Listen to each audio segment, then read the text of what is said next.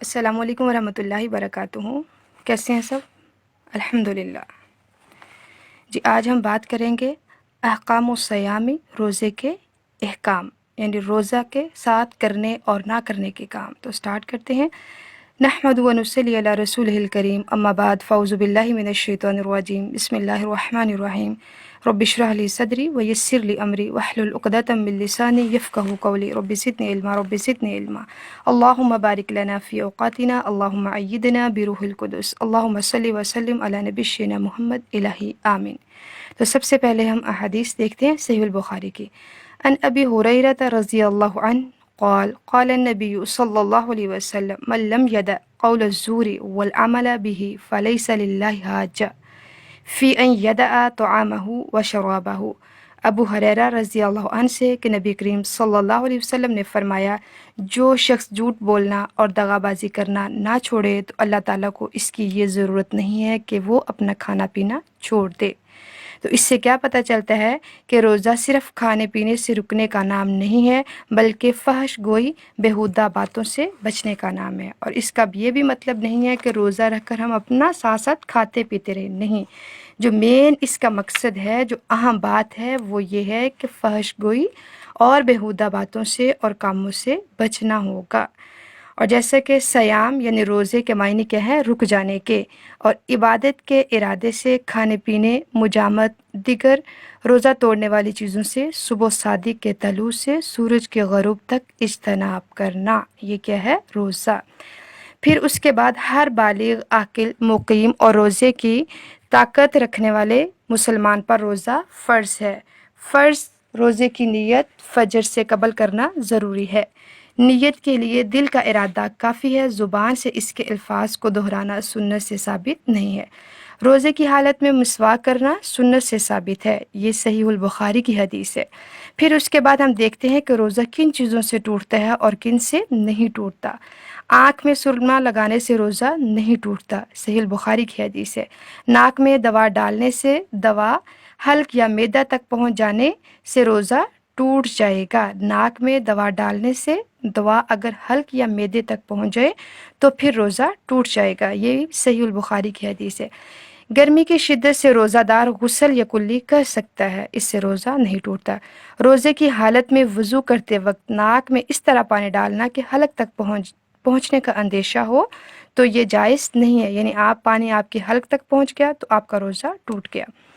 نکسیر، استحاضہ اور اس جیسا دوسرا خون نکلنے سے روزہ نہیں ٹوٹتا۔ صرف حیض یا نفاس کے خون سے روزہ ٹوٹے گا، خواہ دن کے وہ کسی بھی حصے میں ہو جائے۔ یعنی حیض عورت کو اگر روزہ کھلنے سے چند منٹ پہلے بھی حیض آ گیا تو اس کا روزہ ٹوٹ گیا ہے۔ پھر اس کے بعد روزے کی حالت میں پچنے لگوائے جا سکتے ہیں، یعنی کپنگ کروائی جا سکتی ہے، ہجامہ کروایا جا سکتا ہے روزے کی حالت میں، صحیح البخاری کی حدیث سے ہمیں پتہ چلتا ہے۔ پھر اس کے بعد جان بوجھ کر کیا کرنے سے روزہ ٹوٹ جاتا ہے، البتہ کسی کو خود بخود کہہ آ جائے تو اس سے روزہ نہیں ٹوٹتا۔ باوقت ضرورت کھانے کا ذائقہ چکھنے میں کوئی حرج نہیں ہے، طریقہ یہ ہے کہ زبان کے کنارے پر رکھ کر چکھیں، حلق تک نہ جانے دیں۔ اگر حلق تک چلا گیا تو پھر کیا ہوگا؟ روزہ ٹوٹ جائے گا۔ بھول کر کھا پی لیں تو روزہ صحیح ہوگا، لیکن اگر یاد آ جائے تو فوری ہاتھ روک لینا چاہیے، یہ واجب ہے۔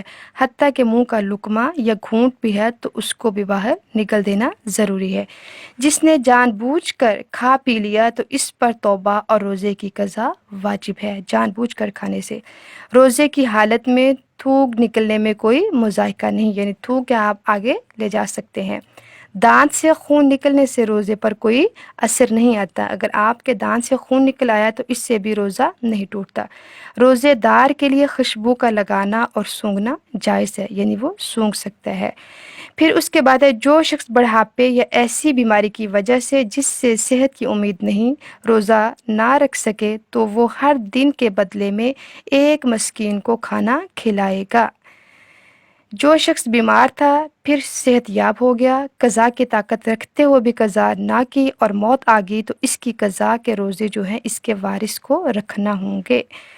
حاملہ اور دودھ پلانے والی عورت کے لیے روزہ رکھنا مشقت کا باعث ہو تو روزہ نہ رکھنا وہ نہیں رکھے، البتہ فوت شدہ روزوں کی قضا واجب ہوگی۔ پھر اس کے بعد ہم دیکھتے ہیں کہ رمضان میں روزے کی حالت میں شوہر اپنی بیوی سے زبردستی جمع کر لے تو بیوی کا روزہ صحیح ہوگا اور اس پر کوئی کفارہ نہیں، البتہ شوہر گناہ گار ہوگا، نیز شوہر پر اس دن کے روزے کی قضا اور کفارہ لازم ہو جائے گا۔ اور اس کا پھر کفارہ کیا ہوگا؟ کفارے کے لیے ایک غلام آزاد کرے گا، اگر اس کی طاقت نہ ہو تو مسلسل 2 مہینے کے روزے رکھے گا، اور اگر اس کی طاقت نہ ہو تو 60 مساکین کو کھانا کھلائے گا۔ یہ ہمیں کہاں سے پتہ چلتا ہے؟ صحیح البخاری کی حدیث ہے۔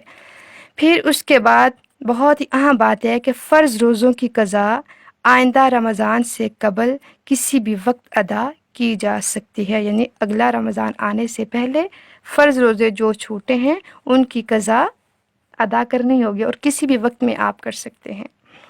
تو اللہ تعالیٰ ہمیں عمل کرنے کی توفیق عطا فرمائے۔ اس کو آپ شیئر بھی کریں پلیز، یہ انفارمیشن اپنے تک ہی نہ رکھیں بلکہ دوسروں کو بھی یہ میسیج آگے کنوے کریں۔ اللہ تعالیٰ ہم سب کا حامی و ناصر ہو۔ رب یسر ولا تعسر وتمم بالخیر۔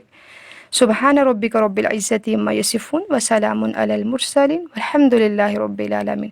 السلام علیکم ورحمۃ اللہ وبرکاتہ۔